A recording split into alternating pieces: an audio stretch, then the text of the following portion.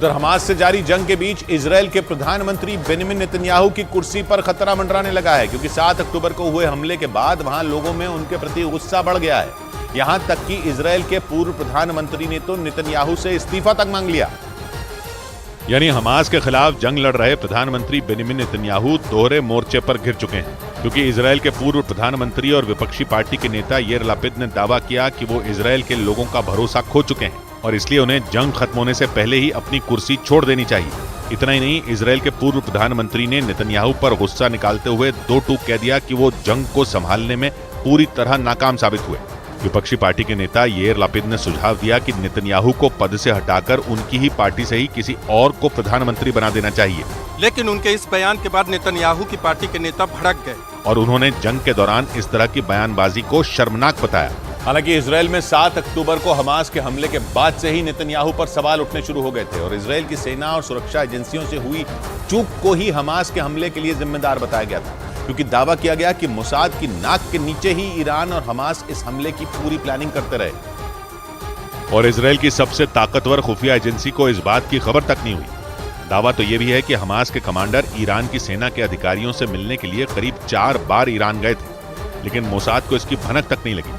इसके अलावा New York times की एक रिपोर्ट के मुताबिक इजरायल की सेना और खुफिया एजेंसियों ने करीब 1 साल पहले ही हमास के रेडियो सिग्नल तक ट्रैक करना बंद कर दिए थे, क्योंकि उनको ये लगने लगा था कि हमास के रेडियो सिग्नल ट्रैक करना समय की बर्बादी है और इसीलिए उन्होंने अपनी टीम को कहीं और तैनात करने का फैसला ले लिया था, जिसका नतीजा ये हुआ कि हमास के लड़ाकों ने 7 अक्टूबर को इजरायल पर इतना बड़ा हमला कर दिया। वहीं इजरायल की सुरक्षा एजेंसी शिन बेट के अधिकारियों ने भी ये बात मानी थी कि अगर वो पूरी तरह अलर्ट रहते तो हमास के हमले को टाला जा सकता था और इसी वजह से इजरायल के लोग नेतन्याहू पर भड़के हुए हैं, क्योंकि 7 अक्टूबर को इजरायल पर हुए हमले के बाद हमास के लड़ाके 200 से ज्यादा लोगों को बंधक बनाकर गाजा ले गए थे, जिसके बाद से ही इजरायल में नेतन्याहू के खिलाफ प्रदर्शन हो रहे हैं। क्योंकि जंग के 1 महीने से ज्यादा गुजर जाने के बाद भी नेतन्याहू अपने लोगों को हमास की कैद से नहीं छुड़वा पाए। हालांकि इस दौरान नेतन्याहू कई बार हमास से बंधकों की रिहाई की मांग कर चुके हैं, लेकिन हमास उन बंधकों को अपनी ढाल की तरह इस्तेमाल कर रहा है और उनके बदले इजरायल से अपनी कई शर्तें मनवाना चाहता है। लेकिन इजरायल ये साफ कर चुका है कि वो बिना शर्त अपने सभी बंधकों की रिहाई चाहता है और इसी वजह से बंधकों को छुड़ाने में देरी हो रही है और इजरायल के लोगों का गुस्सा बढ़ता जा रहा है, क्योंकि हमास कई बार ये दावा कर चुका है कि गाजा में हुए इजरायल के हमलों में कई बंधकों की जान जा चुकी है। ऐसे में इजरायल के लोगों को अपनों को खोने का डर सताने लगा है, जिसकी वजह से नेतन्याहू को अपने ही घर में विद्रोह झेलना पड़ रहा है, क्योंकि नेतन्याहू जिस हमास के अंत की कसम खा चुके हैं उसकी नींव भी इजरायल नहीं रखी और इस बात का दावा इजरायल की सेना के एक पूर्व अधिकारी नहीं किया था, जो 1980 में गाजा में गवर्नर के पद पर तैनात थे और उन्होंने दावा किया था कि भले ही औपचारिक तौर पर हमास की स्थापना 1987 में हुई, लेकिन इजरायल ने साल 1970 में ही इसकी नींव रख दी,